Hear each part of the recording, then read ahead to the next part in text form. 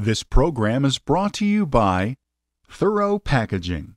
Thorough Packaging develops innovative packaging solutions to enhance your packaging and achieve self-presence, unmatched customer service, unparalleled quality, and innovative solutions position Thorough as a prime supplier of luxury folding cartons to small startups and Fortune 500 companies in the health and beauty, medical, and pharmaceutical industries. With expertise in creative structural design and cutting-edge printing and coating technologies, Thorough's unique short-run capabilities meet the needs of any project. Call today to meet with Thorough's Packaging Innovation Team to learn about how you can enhance your packaging with thorough brilliance. Good morning, everyone. Welcome to another episode of Good-Hearted Leadership. And today I have the pleasure of bringing somebody that I really think embodies this. But before we get started, I want to remind everybody what Good-Hearted Leadership is all about. And what I've found is that good-hearted leaders are able to engage people in a noble purpose that gets them to do the impossible by overcoming the differences between them. And I think the important thing today, we need this more than we ever have, and get people to understand good-hearted leadership is what drives and transforms not only our neighborhoods, but our people and ourselves. And I'm really grateful today to have this opportunity to talk to Jan Steiner, the CEO of Thorough Packaging, who's made a remarkable transformation of this business by taking it over from her father. And so without further ado, I want to introduce Jan Steiner. Jan, it's great to have you here. Hi, good morning. Yeah, it's a pleasure. I wanted to begin this by taking us back a little bit into your journey, because I think one of the most phenomenal things I've heard is your transition from being the daughter of the owner to the CEO.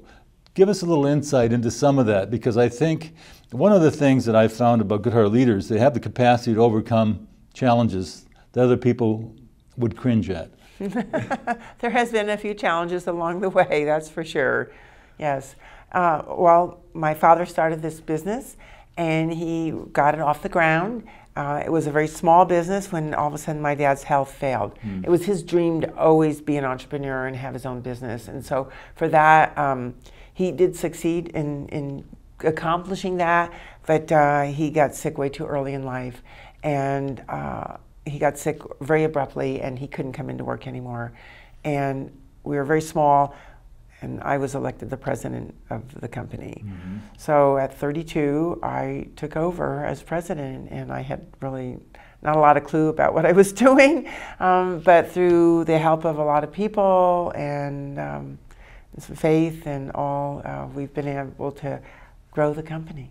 Well, if you can, go back a little bit, because I think, part of what I'd like you to share is, you met some resistance even internally, because as a 32-year-old, coming into this, there was some challenges that you had to overcome. Give us some insights into that, because I think one of the things that I think is really important to good-hearted leadership is how you're able to position yourself even when there's a lot of resistance and make things happen. Well, yes, it's a male-dominated industry, and it's many, many, many more women now, which is awesome, because I really think that we can help change the perception of our industry and improve the companies that we run. And at that time, yes, it wasn't, I did get a lot of resistance, and I just think my dad used to call it Polish determination. Just get up one day at a time and just keep going, and not being able to be taken down. Just keep going, one step in front of the other. And I had a goal. I had gone to a local association, and I walked in there, and one of the guys said to me, "What are you doing here?" And it was an organization that my father said, "You need to get to know these people, because in case of a disaster, they will be there for you." He said, "You also have to be careful, because any opportunity they have, they will stab you in the back. But you need to go there and know who these people are." And I did, and I got quite the welcome. "What are you doing here?" And when I left there, I told myself, I said, I'm going to prove to them that a girl can do this and run a folding carton company. And we're still here.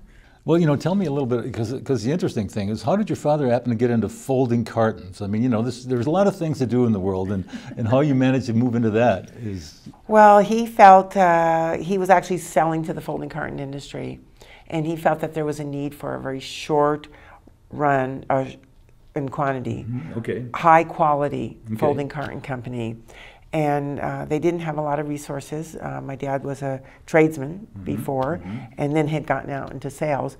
And so they started with a small printing press, a small die cutter, and literally a glue bottle, and my mother glued all the boxes. So for anybody who was wondering what a folding carton is, this is a folding carton. And we do it for the medical, pharmaceutical, and cosmetic industry, and this and that, and confections. Well, you know, the point that you were trying to make here about folding cartons, I think it's really interesting because you've really been able to grow this into a fairly massive business here in Southern California. Explain a little bit about how, you know, that original vision that your father had and how you were able to continue to build that. Because the truth is, you know, there are a lot of folding carton companies. Why has yours done so well? Oh, I think it's the people. I say anybody who has the money or the good credit can buy the equipment. It's the people, and we just have an incredible team of people that you were talking about doing the impossible, and lots of times our customers give us challenges that are almost impossible, and we accomplish them in the different graphics and the different embellishings and the different things that they are looking for in a folding carton. And we have a wonderful group of people. One of my things that's one of my drivers is I love to see people grow and develop to be the best that they can be. And at plant meetings, very often I'll ask, how many of you are now in a different position than what you were hired for? And I see those hands go up.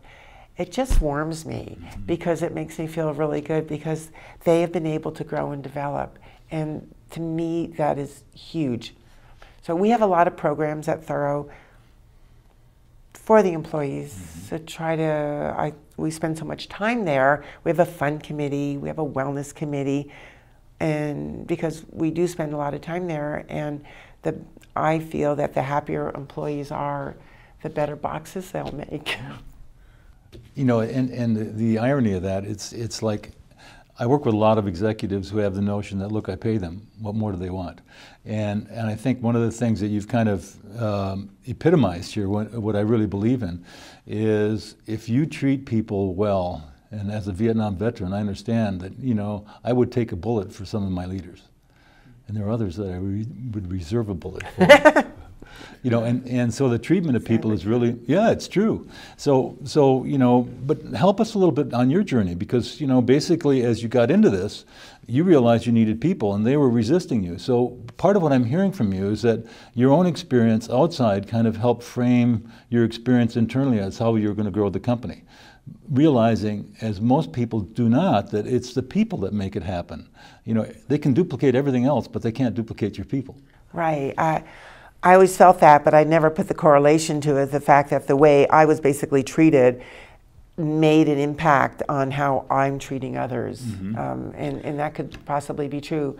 I love the people at Thorough, and not to say we don't have employee issues or things like that, but that's the reality of the world.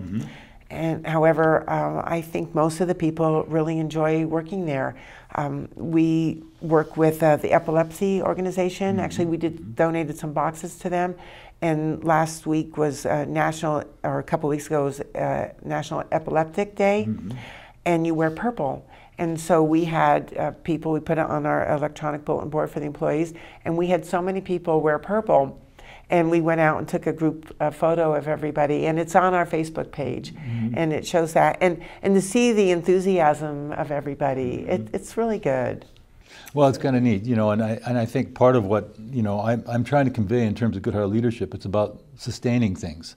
Right. And I'm not only talking about, you know, it's about sustaining your own attitude. You know, how do you maintain a sense of positive things in the face of a lot of difficult things? And I can remember a plant manager telling me one time that every time he left his office, he had to have a smile on his face, because if he didn't, everybody would want to know what was wrong. And so sometimes you got to put on that face. But more importantly, what I'm hearing from you is that, you know, in starting to build a team as you move forward, you realize that you could affect their productivity by simply being kind and being good. Right, and then communications. Communications is a huge part of everything, and being able to have the people at the plant have input. I've been told I run a very democratic organization, that I get to hear people's opinions, but sometimes I have to say, okay, I've heard all those opinions, now this is the way we're going. No, and that's people important. Get to have a say. Yeah, and I think, one of the things that amazes me is that when frontline workers, my experience, always have solutions to probably 90% of the problems there. Oh, yes. The sad part is in many cases, and they come to me and say, well, I've told them 6 times and I'm not going to tell them again. I'm just going to come in, and what typically happens is they punch in and they turn their brain off, and then when they leave they punch out and they turn their brain on. And what I've seen, and having been in your organization, is that they keep their brain engaged all day. We ask when you clock in, the old terminology, when you clock in, bring your brain. Yeah, bring your brain. And bring your ideas. Yes. Tell us a little bit, because one of the things that we talk about in sustainability is obviously you make some beautiful cartons. And why don't you show us one of those, and I'm going to go take that a bit further. Yes, this is one of the cartons that we've done. It's actually a self-promotional for ourselves. It's 2016. It's about what we call thorough brilliance. It's something that my son came up with, and it talks a little bit about different printing technologies and such. So these are the types of things that we make, and we make candy boxes, and there is candy here, so you get to have some candy when I leave. No, that's great. That's great. And one of the things in terms of Good Heart Leadership Sustain Things, tell us a little bit about the contest you had for reusing scraps. Oh, we have a lot of contests at Thorough. It's so much fun. Yes, we have contests for recycling. We have a big recycling program. Actually, we ask employees to bring in the recycling from home, like your bottles and your, we take bottles and paper and plastic, and we put that into a fund, and that fund is used when we have what we call our Thorough Days or our Christmas parties for a little extra beverages for those who have designated drivers. So we encourage that, and so with part of this is we have a contest for recycling, and we have a couple of extremely talented people, and the things that they have done with old pallets. Making tables out of pallets and making some art pieces, and we have some of those throughout Thorough. In our customer lounge, we have a end table and like a coffee table, and it's made out of pallets. It's all fun stuff. Yeah. And to be able to see what people can do. And then one person actually started selling. He went to like a farmer's market or something like that, and was selling some of the things that he was making. Amazing, amazing. And I think what's kind of astounding about this, and what I'm hoping to share with the audience, is that it seems to me that you think fun is an important part of the job. Well, you spend a lot of time there, so why not try to have some fun too?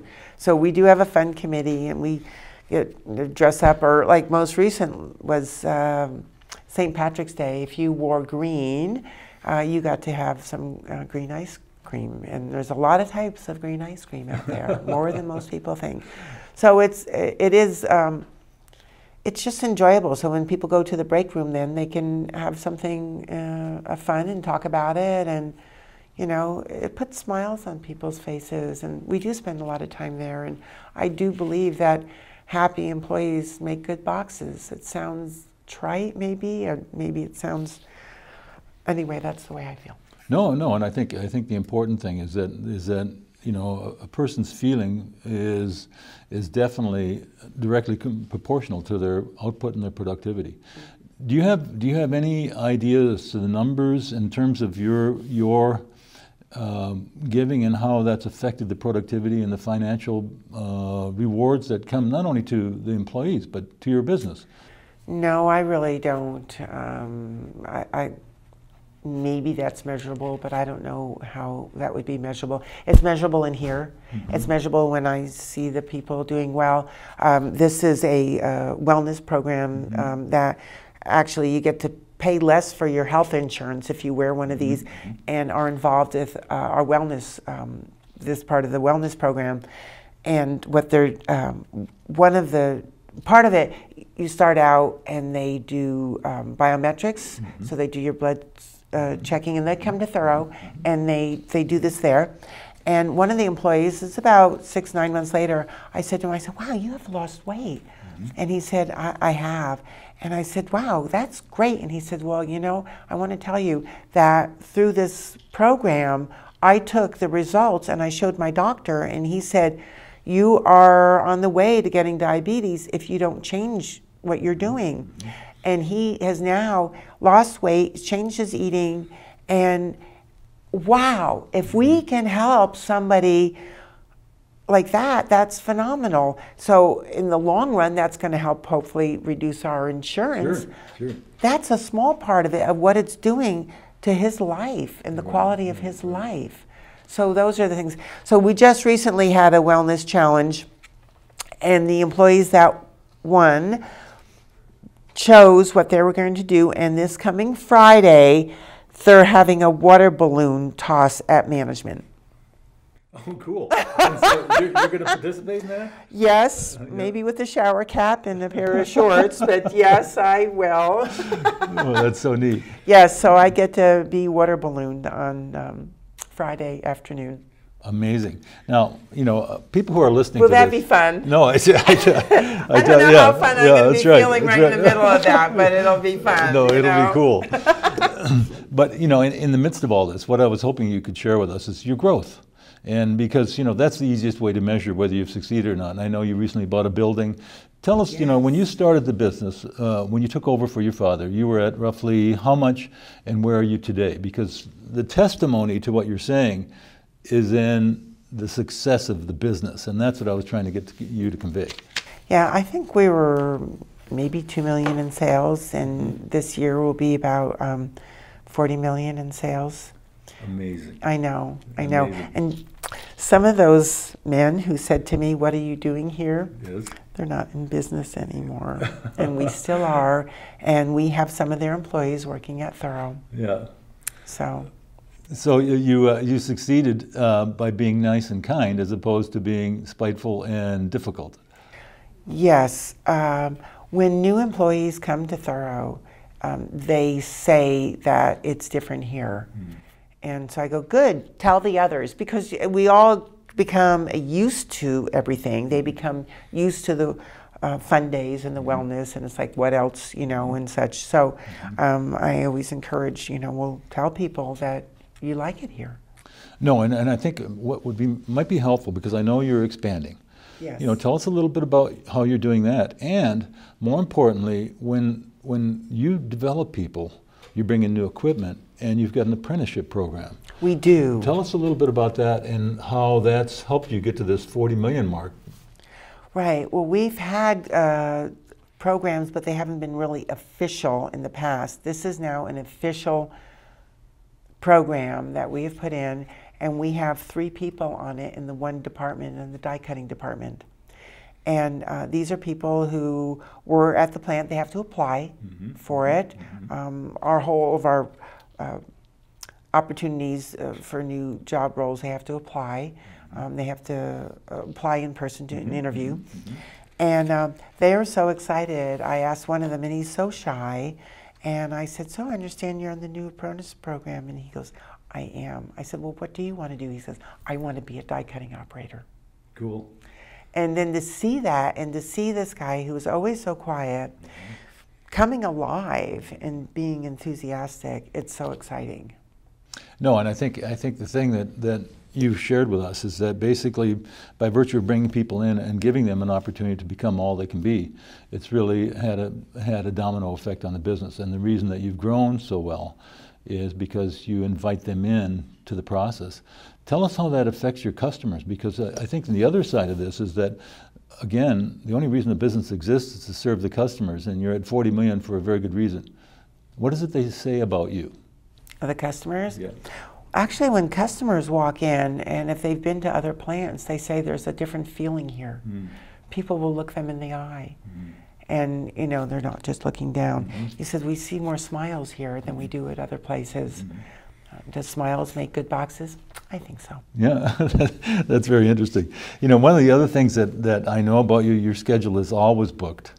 It's difficult to get you available sometimes. Sometimes. You know, the point that I'm trying to make here is that you're not only active inside the company, you're very active in the community. Tell us why you think it's important for you to be active in the community.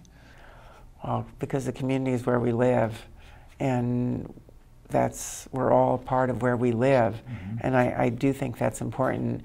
We have a lot of scrap paperboard that we have, and they'll be cut into sheets, and we donate them to Yolanda at the Y mm-hmm. and Corona. And we like to be able to donate different things that we have the opportunities to. Mm-hmm.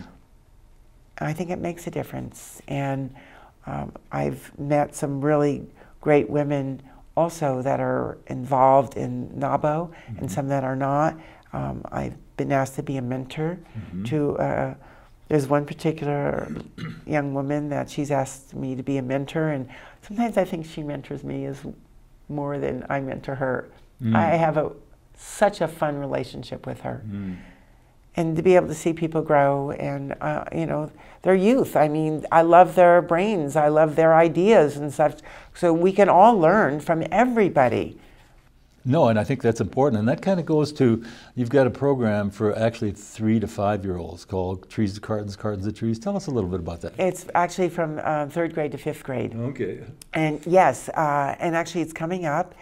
And it's a program that actually we introduced it to the Paperboard Packaging Council, and now it's a national program where we will go to the classes for 3rd to 5th grade. Sometimes it's in the auditorium, sometimes it's in the classroom, as long as the teacher is receptive. And we talk to them about how a tree is grown, and then the life cycle of it, and it's grown as a crop, just like a tomato is. Mm-hmm. And then it becomes paper for regular paper mm-hmm. or paper board. Mm-hmm.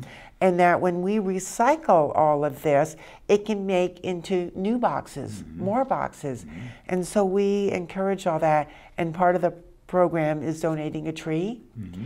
And we donate a tree to the school, local school, or a park or something. And it's fun, and they can be a part of that. And they can see also the positive side of business as opposed to the negative, that this is a chance for them to understand that recycling, your business is kind of like a plant.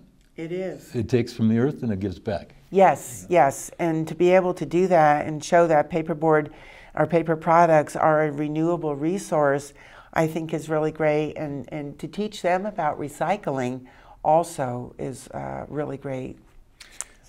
You know, one of the things you said is that you've been mentoring this young woman. What would you like to do, or how would you like to summarize our conversation and give advice to someone like the lady you're mentoring on how to conduct business as they move into the future?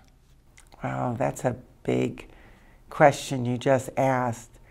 I think you have to go into your soul and decide what's the right thing to do, and look at business, look to advisors, because we don't have all the answers personally. There are some people out there in the world who have all the answers. I don't.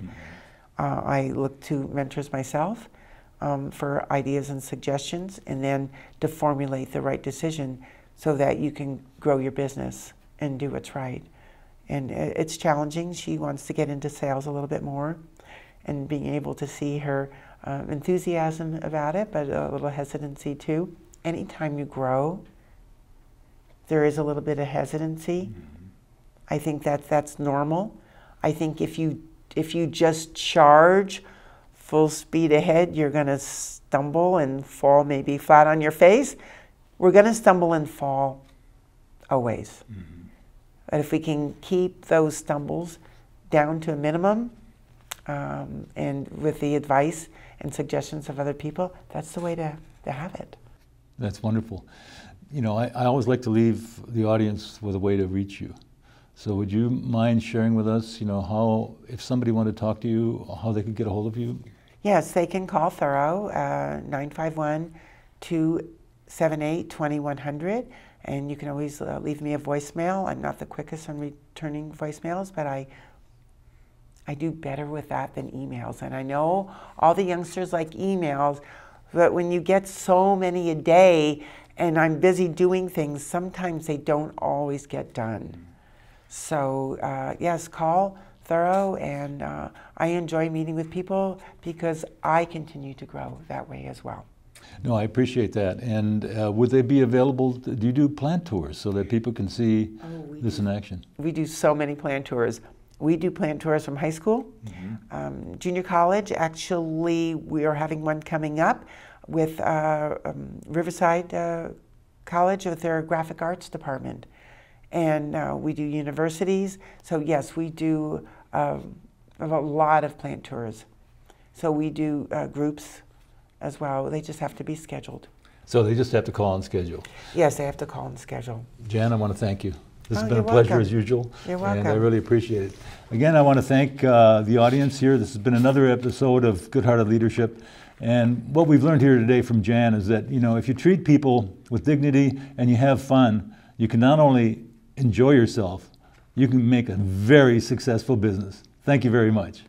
Anderson Business Coaching inspires extraordinary organizational results by engaging the talents of ordinary people. ABC opens the communication links from the top to the bottom of the organization to tap into an untapped reserve of creative ideas and solutions by the people who do the work every day. Secondly, we identify external resources that have the experience and capability to develop systems and processes that the internal staff can manage.